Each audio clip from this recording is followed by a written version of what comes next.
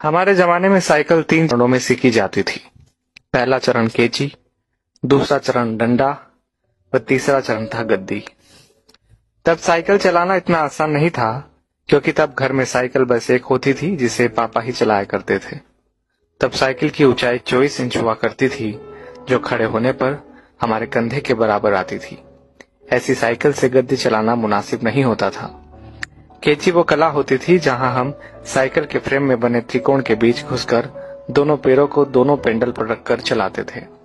और जब हम ऐसे चलाते थे तो अपना सीना तान कर टेढ़ा होकर हैंडल के पीछे से चेहरा बाहर निकाल लेते थे और टिन टिन करके घंटी इसलिए बजाते थे ताकि लोग बाग देख सके कि लड़का साइकिल दौड़ा रहा है।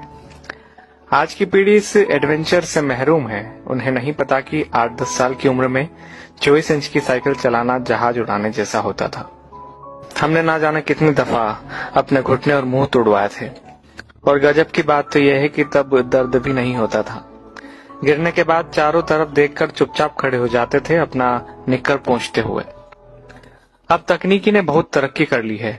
5 साल के होते ही बच्चे साइकिल चलाने लगते हैं, वो भी बिना गिरे। 2-2 फीट की साइकिल आ गई है और अमीरों के बच्चे तो अब सीधे गाड़ी चलाते हैं। छोटी छोटी बाइक उपलब्ध है बाजार में। मगर आज के बच्चे कभी नहीं समझ पाएंगे कि उस छोटी सी उम्र में बड़ी साइकिल पर संतुलन बनाना जीवन की पहली सीख होती थी, जिम्मेदारियों की पहली कड़ी होती थी, जहां आपको यह जिम्मेदारी दे दी जाती थी कि अब आप गेहूं पिसाने लायक हो गए हैं। इधर से चक्की तक साइकिल डुगराते हुए जाइए और उधर से केची चलाते हुए घर वापस आइए। और यकीन मानिए, इस जिम्मेदारी को निभाने में खुशियां भी बड़ी गजब की होती थी। और यह भी सच है कि हमारे बाद केची प्रथा विलुप्त हो गई है। हम लोग ही दुनिया की आखिरी पीढ़ी है जिसने साइकिल चलाना 3 चरणों में सीखा था। हम वो आखिरी पीढ़ी है जिन्होंने कई बार मिट्टी के घरों में बैठकर परियों और राजाओं की कहानी सुनी, जमीन पर बैठकर खाना खाया, प्लेट में चाय पी है। हम वो आखिरी लोग हैं जिन्होंने बचपन में मोहल्ले में मैदानों में अपने दोस्तों के साथ परंपरागत खेल, गिल्ली डंडा, लुका छुपी, खो खो, कबड्डी, कंचे जैसे खेल खेले हैं। हम वो आखिरी पीढ़ी के लोग हैं जिन्होंने कम या बल्ब की पीली रोशनी में होमवर्क किया है और नोवेल पढ़े हैं। हम उसी पीढ़ी के लोग हैं जिन्होंने अपनों के लिए अपने जज्बात खतों में आदान प्रदान किए हैं। हम वो आखिरी पीढ़ी के लोग हैं जिन्होंने कूलर, एसी व हीटर के बिना ही बचपन गुजारा है। हम वो आखिरी पीढ़ी के लोग हैं जो अक्सर अपने छोटे बालों में सरसों का ज्यादा तेल लगाकर स्कूल और शादियों में जाया करते थे। हम वो आखिरी पीढ़ी के लोग हैं जिन्होंने स्याही वाली दवात या पेन से कॉपी, किताबें, कपड़े और हाथ काले नीले किए हैं। हम वो आखिरी लोग हैं जिन्होंने टीचर से खूब मार खाई है। हम वो आखिरी लोग हैं जो मोहल्लों के बुजुर्गों को दूर से देखकर नुक्कड़ से भागकर घर आ जाया करते थे। हम वो आखिरी लोग हैं जिन्होंने गोदरेज सोप की गोल डिबिया से साबुन लगाकर शेव बनाई है, जिन्होंने गुड़ की चाय पी है, काफी समय तक सुबह काला या लाल दंत मंजन या सफेद टूथ पाउडर इस्तेमाल किया है।